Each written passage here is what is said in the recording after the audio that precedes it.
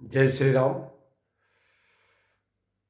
काफी हर्ष का विषय है कि आज सुंदरकांड समाप्त करने के बाद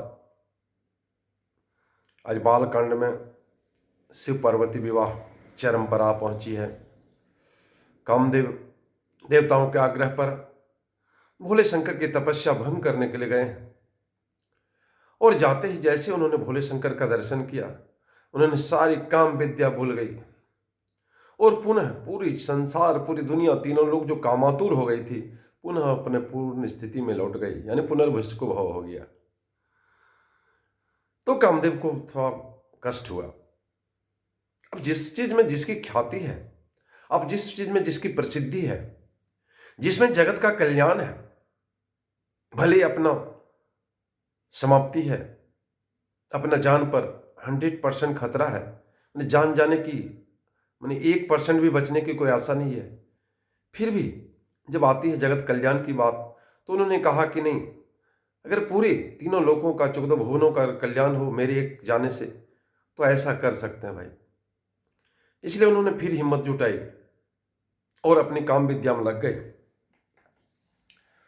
भय तुरत सब जीव सुखारे, जिमि मद उतरी गए मतवारी। रुद्र ही देखी मदन भय माना, दुराघर्ष दुर्गम भगवाना। मैंने शिव जी को देखकर जब सारी विद्या वो भूल गए, तब क्या हुआ उनको, फिरत लाज कछु करी नहीं जाई, मरण उठानी मन रचे सी उपाई। प्रगट सी तुरत रुचिर ऋतु राजा, कुसमित नव तरु राज विराजा। फिरत लाज कछु करी न जाई, बोलता लौट जाए अगर हम तो मेरी पूरी बदनामी होगी, मुझे लज्जा लगेगा। मरण उठानी मन रचे से उपाई, आखिर मन में जो निश्चय करके रखा है तो वो गड़बड़ा जाएगा।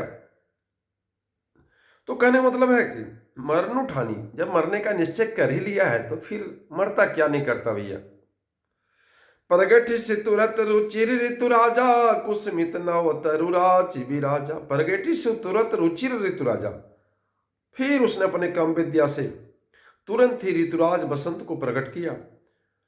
कुसमित नवतरु राज विराजा, फूले हुए नए नए वृक्षों की कतारी सुशोभित होनी, यानी काम का साम्राज्य जो है शुरू हो गया। वन उपवन बापी का तड़ागा, परम सुभग सब दिशा विभागा। जह तह जनु उमगत अनुरागा, देखी मयूं मन मन सिज जागा। देखो मयूं मन मन सिज जागा। मैंने कहता है कि जिसे देखकर मनों में कामदेव जाग उठा, जो मरा हुआ था, यानी कहने मतलब वन बावली तालाब सब दिशाओं में परम सुंदर हो गए, जहां जहां मानो प्रेम उबड़ रहा है, यानी जिधर आप देखिए आपको प्रेम का साम्राज्य दिखाई देगा। जागई मनोभव मोये मन बन सुभगता न पेर कही।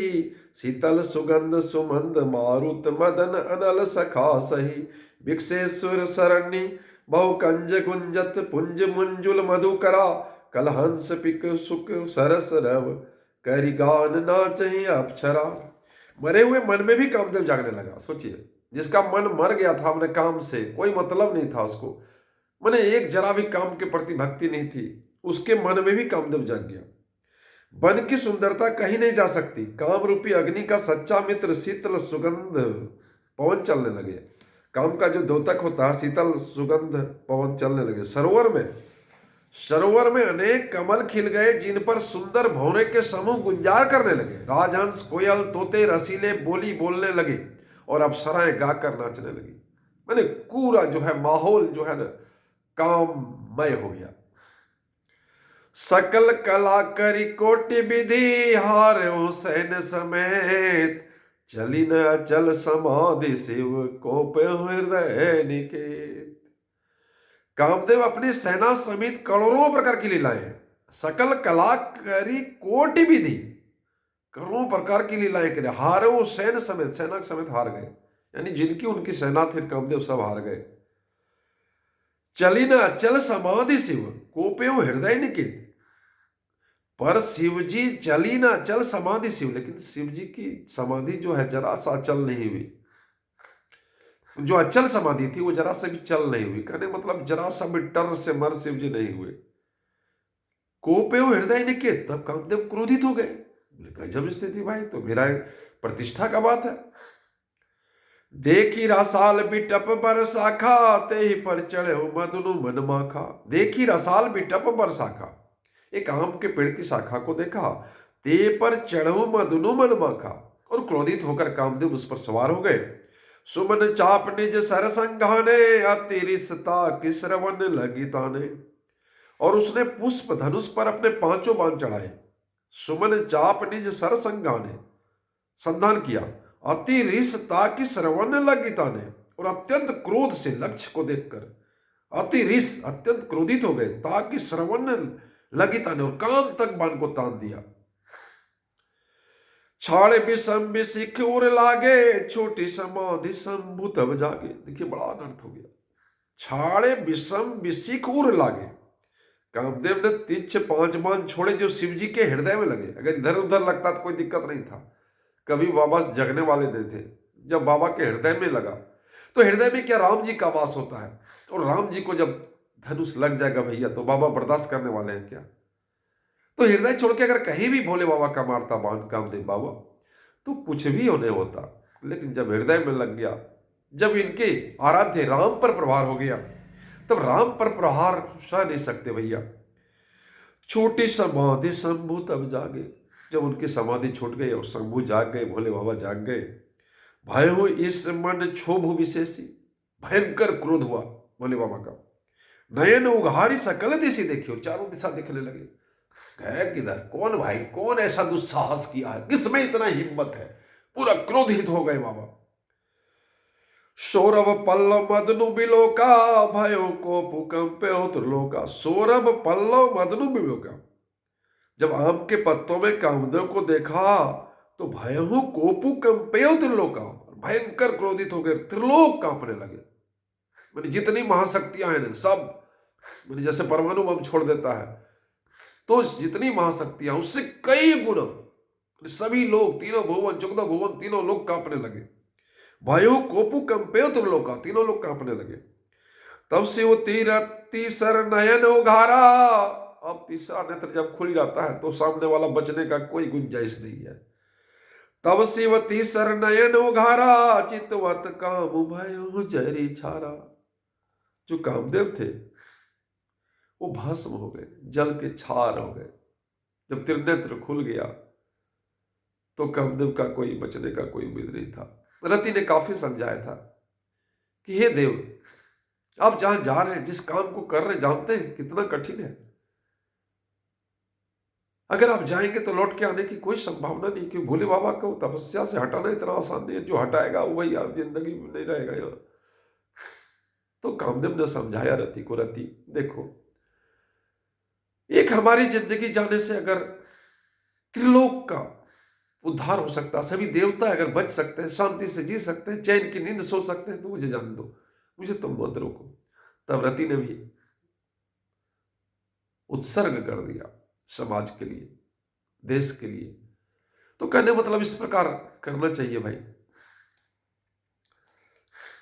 हाहाकार भयो जग भारी, डर पे सुर भय असुर सुखारी। हाहाकार भयो जग भारी, पूरे संसार में हाहाकार मच गया। डर पे सुर, देवता डर गए। भय असुर सुखारी, और असुर जो है दैत्य, वो सुखी हो गए। समझी काम सुख सोचहि भोगी, भय अकंटक साधक जोगी। समझी काम सुख सोचहि भोगी, जो भोगी लोग था, जिसको काम में ही मजा आता था, उसके लिए भयंकर त्रासदी हो गया, क्योंकि काम शक्ति अब उसमें रही नहीं। उसमें काम की भावना समाप्त हो गई, क्योंकि कामदेव ही जल गए। भय अकंटक साधक जोगी, और साधक जोगी जो थे, जो काममय हो गए थे कामदेव के प्रभाव से, ये पुनः अपनी स्थिति में मैंने सुखी हो गए। जोगी जोगी अकंटक भये, पति गति सुनत रति मूर्छित भई। रोदती बदती बहु भांति, करुणा करती शंकर पही गई। करुणा करती शंकर पही गई। रति भैया जब कितनों कह दे कि भैया ठीक है आप कर लीजिए, लेकिन जब पति निकल बिछुड़ जाता है ना, तो कोई भी दुनिया की पत्नी ऐसा नहीं जो क्षण को बर्दाश्त कर सकती है। पत्थर दिल भी होगा वो भी बर्दाश्त करने की क्षमता उसमें भी नहीं रहती है, तो रति कहां से बर्दाश्त करती है। जोगी कंटक भये पति गति सुनत रति मूर्छित भई, रति तुरंत मूर्छित हो गई। रोदती बदती, रोते बिलखते, बहुभांति करुणा, बहुत प्रकार से करुणा करते हुए करती शंकर पही गई, भोले बाबा के पास गई। अति प्रेम करी बिनती विविधि विधि, जोरी कर सन्मुख रही, कर जोर के प्रार्थना की। प्रभु आशुतोष कृपाल शिव अबला निरखी बोले सही। जब अबला को देखे भोले बाबा बोले अब तो कोई उपाय नहीं है। जब अबला सामने आ गई है तो इसका तो कुछ तो उपाय निकलना होगा भोले बाबा। अब असमंजस में पड़ गए, किंकर तब बेमूड में पड़ गए भोले बाबा, हमने किया तो क्या किया। अब ते रति तव नाथ कर होई नाम अनंगू, बिनु बपु व्याप ही सब ही पुनि सुनि निज मिलन प्रसंगु। बोले हे बाबा मेरे पति को जिंदा कर दीजिए बाबा, आपने जो कर दिया सो कर दिया, लेकिन अब मेरे पति को जिंदा कर दीजिए, मैं नहीं रह सकती। पूरा दुनिया में सृष्टि का नाश हो जाएगा, यदि काम ही नहीं रहेगा तो सृष्टि कैसे होगी। इसलिए उन्होंने कहा कि अब ते रति तव नाथ कर होई नाम अनंगु। शिव जी कहते हैं ठीक है चलो हम तुम्हें देते हैं। तो कहा कि अब ते रति नव तव नाथ कर होई नाम अनंगु। अब तुम्हारे जो नाथ है कामदेव का नाम क्या होगा, अनंग होगा। अनंग होगा, वह बिना शरीर का रहेगा। बिनु बपु व्याप ही सभी पुनि सुनु निज मिलन प्रसंगु। वो बिना शरीर के सबको व्यापेगा, सब जगह जाएगा, सब जगह मिलेगा। ऐसा नहीं काम समाप्त हो जाएगा सो नहीं, लेकिन शरीर रूपी कामदेव नहीं रहेगा। अब तू अपनी पति से मिलने की बात सुन। जब रति अड़ गए कि हमको पति से मिलाइए, हमको पति को जिंदा किए, तो बोले भोले बाबा बोले देखो तुम्हारा पति जिंदा रहेगा लेकिन अनंग रहेगा। यह शरीर चूंकि समाप्त हो चुका है, शरीर मिलने वाला नहीं है, तो यह अनंग होगा लेकिन व्यापेगा, सब जगह रहेगा। लेकिन तुम्हारा मिलना संभव नहीं है। अगर तुम चाहती अपना मिलन तो सुन लो कब मिलन होगा। जब जदुवंश कृष्ण अवतारा हो हरण महामही भारा। हो है हरण महामही भारा, मही मतलब पृथ्वी, पृथ्वी के भार को हरण करने के लिए जब भगवान श्री कृष्ण द्वापर युग में अवतार लेंगे, कृष्ण तनय हो यही पति तोरा, और तुम्हारे पति कामदेव जो हो कृष्ण का बेटा के रूप में होंगे और उनका नाम प्रद्युम्न होगा। जो प्रद्युम्न है वही कामदेव है। कृष्ण तनय हो यही पति तोरा, बचनु अन्यथा होई न मोरा। मेरा अन्यथा वचन नहीं होगा, मैंने मेरा आशीर्वाद जो है, मेरा आशीष झूठा नहीं होगा। तुम्हारे पति जो है कृष्ण भगवान के यानी रुक्मणी के उदर से जन्म लेंगे और उनका नाम प्रद्युम्न होगा और तुम्हारा मिलन उसी समय होगा द्वापर युग में। रति गवनी सुनी शंकर बानी, कथा पर अब कहूं बखानी। देवन समाचार सब पाए, ब्रह्मादिक बेकुंठ सिधाए। रति गवनी सुनी शंकर बानी, शिव जी के वचन सुनकर रति चली गई। कथा अपर अब कहूं बखानी, अब दूसरी कथा बखान कर कहता हूं। तुलसीदास जी कहते हैं दूसरी कथा सुनिए, पहली कथा जो हुई तो हुई, अब रति जो है घर चली गई। देवन समाचार सब पाए, ब्रह्मादिक बेकुंठ सिधाए। देवताओं ने सारा समाचार पाया और ब्रह्मादि देवताओं ने ये सब समाचार सुने तो वो बेकुंठ चले गए सभी देवता। शब सुर विष्णु बिरंज समेता, गए जहां शिव कृपा निकेता। सारे देवता मिल गए, विष्णु मिल गए, ब्रह्मा जी मिल गए, सभी देवता मिल गए, गए जहां शिव कृपा निकेता। और जहां भोले बाबा थे कैलाश में वहां चले गए। पृथक पृथक तिन्न किन्नी प्रशंसा, सभी ने, विष्णु ने, ब्रह्मा ने, सभी देवता ने उनकी पृथक पृथक कर अलग अलग प्रशंसा की। भय प्रसन्न चंद्र अवतंसा, और शशिभूषण शिव जी प्रसन्न हो गए। जब सभी देवताओं ने बारी बारी से उनकी प्रशंसा की तो शिव जी प्रसन्न हो गए। बोले कृपा सिंधु वृष के तू, कहूं अमर आए के हो तू। कहा हे देवताओं आप किस उद्देश्य से मेरे पास आए, आप जरा सा कहिए। कह विधि तुम सब प्रभु अंतर्जामी, तदपि भक्ति बस बिने हो स्वामी। बोलता हे भोले बाबा आप तो अंतर्जामी, अब तो सब जानते हैं कि हम लोग किस लिए आए। तदपि भक्ति बस विनय स्वामी, भक्ति बस मैं आपसे विनती करता हूं। क्या करता हूं। सकल सुवर्ण के हृदय से शंकर परम उछाहो, निज नयन ही देखा चाही नाथ तुम्हार विवाहु। निज नहीं देखा चाहे नाथ तुम्हार विभाव। बोलता हे शंकर, सब देवताओं के मन में उत्साह है कि हे नाथ, सभी देवता लोग आपके विवाह को देखना चाहते हैं। देव हे नाथ, एक बार उनकी पूरा कर दीजिए। सभी देवता काफी उत्साहित है कि एक बार भोले बाबा का विवाह हम लोग देख लें। यह उत्सव देखी भरी लोचन, सोई कछु करहु मदन मद मोचन। बोलता हे मदन को समाप्त कर दे, हे कामदेव के संगारक, हे कामदेव को जलाने वाले, ये उत्सव जो है पूरा कीजिए। काम जारी रति कहूं बरु दीना, कृपा सिंधु यह अति भल किन्ना। अपने कामदेव को जला दिया, लेकिन रति के आग्रह पर अपने कामदेव को वर भी दे दिया कि जाओ रति, द्वापर युग में जब श्री कृष्ण अवतार लेंगे तो तुम्हारा मिलन प्रद्युम्न के रूप में होगा, कृष्ण पुत्र के रूप में, रुक्मिणी के उधर से जो बच्चा पैदा होगा प्रद्युम्न, उससे मिलन होगा। लेकिन अभी तत्काल तुमको कामदेव व्यापेंगे सब जगह, लेकिन अनंग रहेंगे। सासती करी पुनि करहि बसाऊ, नाथ प्रभु न कर सहज सुभाऊ। सासती करी पुनि करहि बसाऊ, पहले दंड देना प्रभु और फिर कृपा करना। नाथ प्रभु न कर सहज स्वभाव, ये तो आपका सहज स्वभाव है कि आप पहले भले दंड देते हैं लेकिन आप कृपा भी करते हैं। पार्वती तपु किन्ने अपारा, करहु तासु अब अंगीकारा। क्योंकि प्रभु श्री राम ने कहा था कि हे भोले बाबा, एक बात मेरा मानिए, एक चीज आपको मांग रहे हैं, क्या आप पार्वती से विवाह कर लिए। देखिए वही बात आ गई कि पार्वती तपु किन्ने अपारा, करहु ना तासु अब अंगीकारा। पार्वती तपु किन्ने अपारा, पार्वती ने क्या तप किया है ये तो आप सप्तऋषि के माध्यम से जाने गए हैं। करहु तासु अब अंगीकारा, अब उससे अंगीकार कर लीजिए, उससे स्वीकार कीजिए पार्वती को। सुनि विधि विनय समझु प्रभु बानी, ऐसे ही हो कहा सुख मानी। तब देवन दुधुम्बी बजाई, बरसी सुमन जय जय सुर साई। तब देवन दुधुम्बी बजाई, तब देवताओं ने नगाड़े बजाए, बरसी सुमन जय जय सुर साई, और देवताओं ने स्वामी की जय हो जय हो जय हो कहने लगे। उन्हें कहने मतलब कि सुनी विधि विनय समझू प्रभु मानी, विधि का विनय सुन के ऐसे हो कहा सुख मानी। शिव जी ने कहा ऐसा ही होगा, आप लोग चिंता मत कीजिए। जब विधि के विनय को सुना तो कहा ऐसा ही होगा, यानी पार्वती को हम अंगीकार कर लेंगे। तब देवन दुधि बजाए, तब देवता ने दुधुम्बी बजाए, नगाड़े बजाए, बरसी सुमन जय जय सुर साई। अवसरु जानि सप्तऋषि आए, तुरंत ही विधि गिरिभन बैठाए। अवसरु जानि सप्तऋषि आए, ये अवसर जानकर सातों ऋषि आए, सप्तऋषि आए, तुरंत ही विधि गिरिभवन पठाए, और तुरंत ही विधि ने, ब्रह्मा जी ने उन्हें गिरिभवन भेज दिया, यानी पार्वती के पापा के पास भेज दिया।